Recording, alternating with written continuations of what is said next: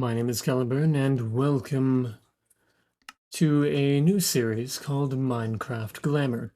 Here I will be showing you and teaching you everything I know about building. Maybe you're just starting out. Maybe you have very basic understanding of how blocks go together. You're new to Minecraft, and you're interested in building, but you don't know where to start.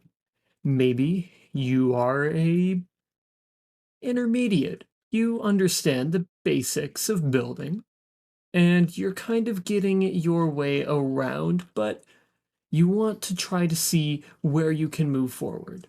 Or you've been building for a while, and you know a lot, but you might just be looking for some new techniques. I hope that this series will be helpful to you. This is episode 1, The Builder's Eye. Before I teach you anything about building, I must first teach you a skill that can benefit anyone, whether you are just starting out or you've already got a lot of experience, and I call this skill the Builder's Eye. This skill pertains to your ability to see a build and break it down into its individual blocks, like this chain, this lantern, this stripped spruce log, and this here azalea leaves. For example, you are going to want to be able to break down a build into its basic shapes first.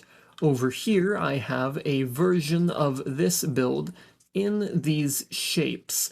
This build is actually a fairly simple shape. It's not too overly complex. It's just this kind of T-shaped Tetris block layered twice on top of each other with a triangle shape that rides along as a roof. It's not super complicated.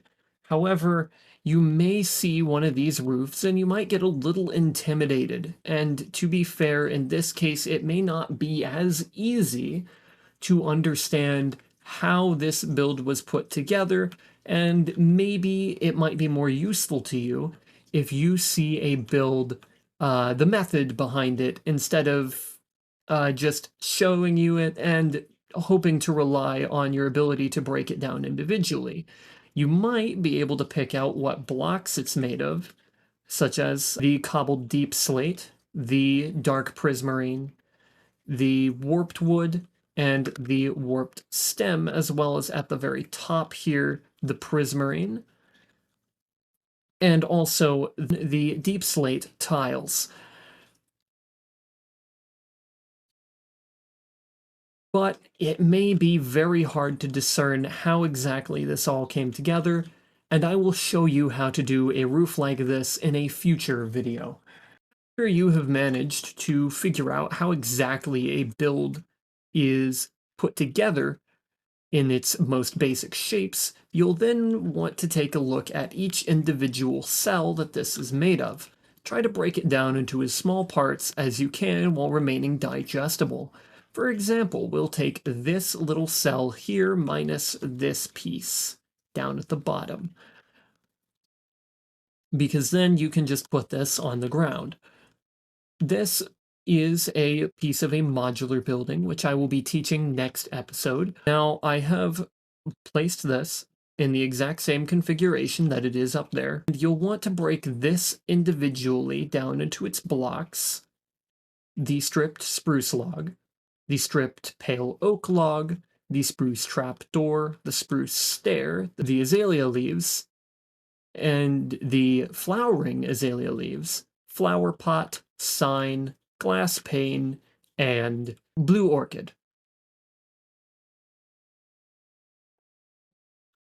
And you'll want to see where each of these blocks come into play. To help visualize that, I have broken this into a bunch of pieces. I've changed the panes for glass blocks just so it's a little bit easier to see. You have a few blocks like these, for example, making a sort of a frame. And it is a fairly basic frame shape. It is a 5 by 5 without a bottom. Otherwise, it would look like this, which you can totally do if you want.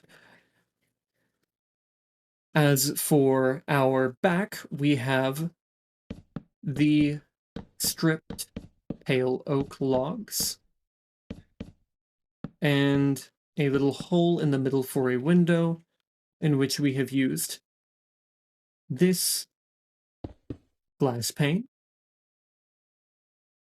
and these leaves to kind of give it a splash of color.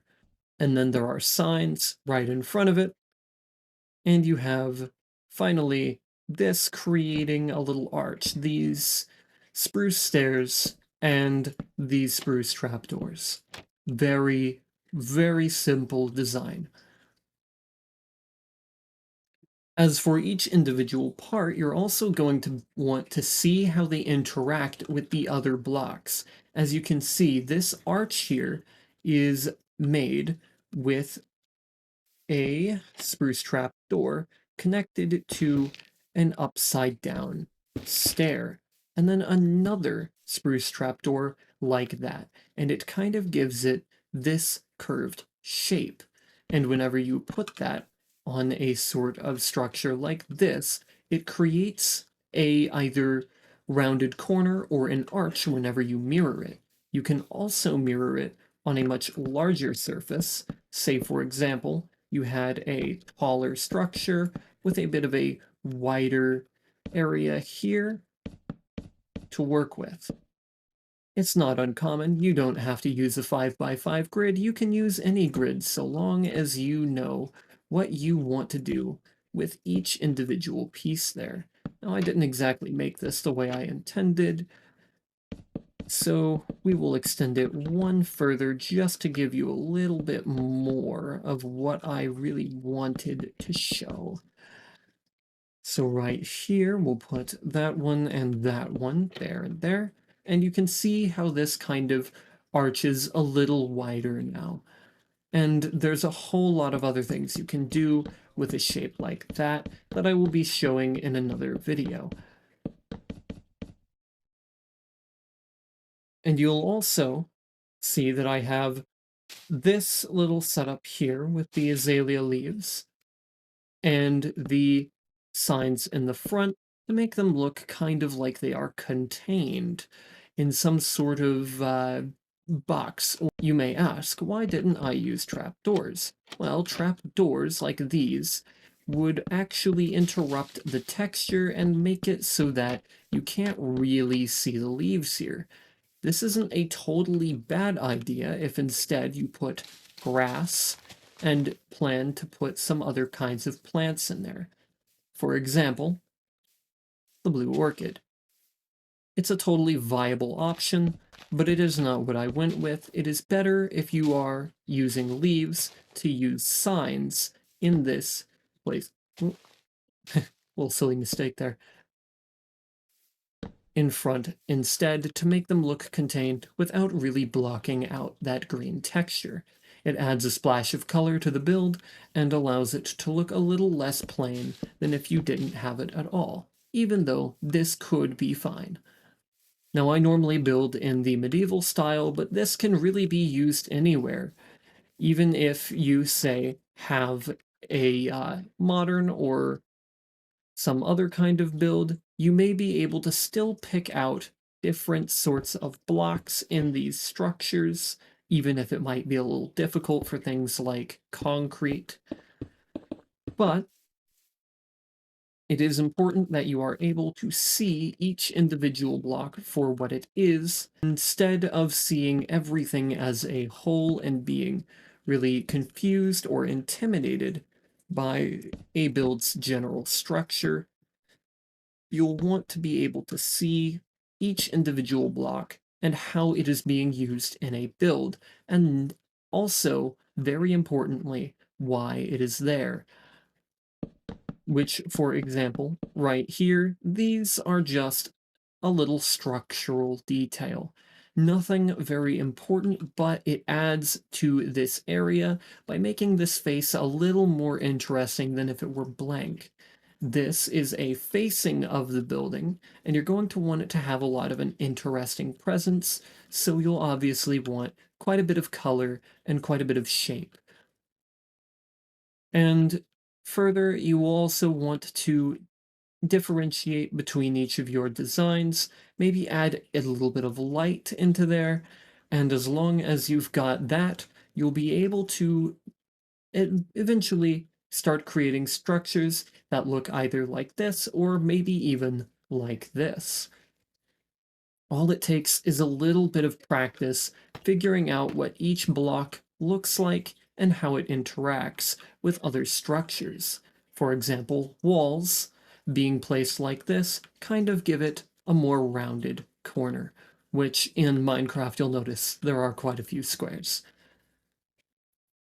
Try this for yourself during your next build. Look up a photo of build you like and try to recreate it to the best of your ability. It's okay if you don't get this the first try, or the second, or the third. It's not about being able to perfectly replicate something you see, it's about being able to understand how a build is made. In part 2 of this series, I will go over how to plan and shape a build in a modular or grid style. To be notified when that video or another video of mine is released, subscribe and turn notifications on. Thank you so much for watching, and happy building.